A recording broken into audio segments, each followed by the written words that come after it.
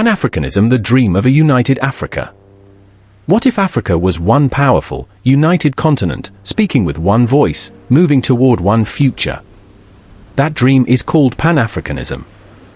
It began as a resistance against slavery and colonialism, and grew into a vision for African freedom, unity, and pride.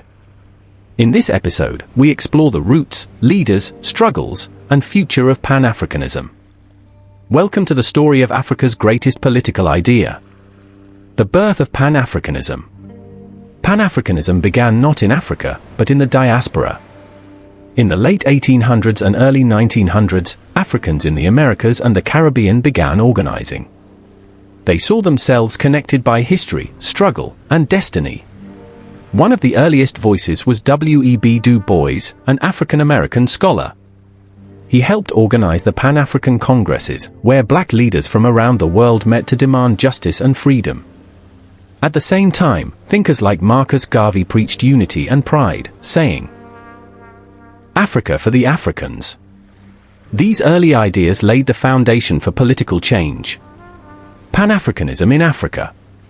As African nations began gaining independence in the 1950s and 60s, Pan-Africanism returned home. Kwame Nkrumah, the first president of Ghana, was one of its strongest voices. He believed Africa should unite, economically and politically, to avoid being divided again. In 1963, African leaders formed the Organization of African Unity, OAU, now known as the African Union, AU. It was a historic step. But full unity was still out of reach. Some leaders wanted a strong Central African government. Others wanted each nation to stay independent. The dream was alive, but divided. Pan-African culture and identity. Pan-Africanism wasn't just political, it was cultural. Across the continent, artists, musicians, and writers embraced African identity. In Nigeria, Fela Kuti used Afrobeat music to challenge corruption and celebrate Africa. In Senegal, Léopold Sédar Senghor promoted negritude, a literary movement celebrating black culture. African fashion, languages, and traditions were revived. Pan-Africanism gave Africans pride in who they were, not what colonialism told them to be. Obstacles to unity. Despite its power, Pan-Africanism faced real problems. Many African countries were deeply divided by tribe, language, or colonial history. Borders drawn by colonizers made cooperation difficult.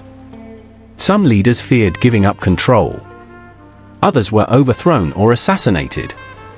Outside powers, especially during the Cold War, often interfered. Pan-Africanism also struggled to turn big ideas into practical plans. Creating one currency, one army, or one government proved nearly impossible. Pan-Africanism today. Today, Pan-Africanism is still alive, but in new forms. The African Union, created in 2002, works to promote peace, development, and cooperation. The AfCFTA, African Continental Free Trade Area, is one of the largest free trade zones in the world. Young Africans are also embracing Pan-Africanism through digital media, music, and fashion. Pan-African ideas are influencing movements across the diaspora, from Black Lives Matter to Caribbean independence. Though the dream of full unity remains distant, African solidarity is growing stronger every day. Pan-Africanism is more than a political movement, it's a belief that Africa's past, present, and future are connected. It reminds us that unity is strength, and Africa's destiny is its own to shape. If this episode inspired you, please like the video and subscribe. In our next episode, we'll dive into the great African empires that once ruled the continent. Don't miss it.